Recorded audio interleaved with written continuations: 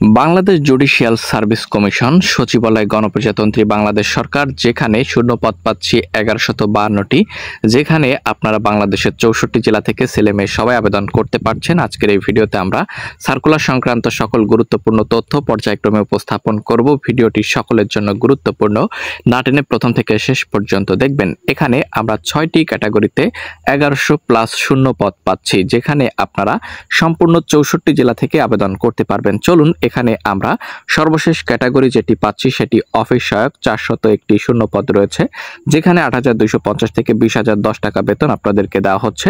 শুধুমাত্র অষ্টম শ্রেণী পরীক্ষায় পাশ করলে আপনি এখানে আবেদন করতে পারবেন। জারিকারকের ক্যাটাগরি রয়েছে যেখানে 157টি শূন্যপদ রয়েছে।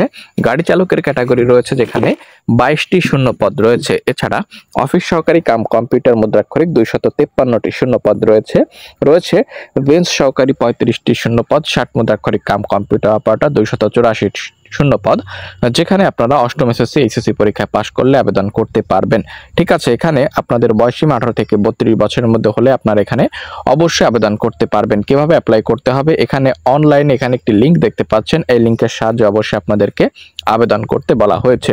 তো এটি কিন্তু বেশ কিছুদিন আগেই প্রকাশিত হয়েছিল, যা অ্যাপ্লাই কিন্তু আগামীকালকে শেষ হচ্ছে 9 তারিখে। যারা অ্যাপ্লাই করেননি অবশ্যই আবেদন করে নেবেন। খুব ভালো মানের সার্কুলার।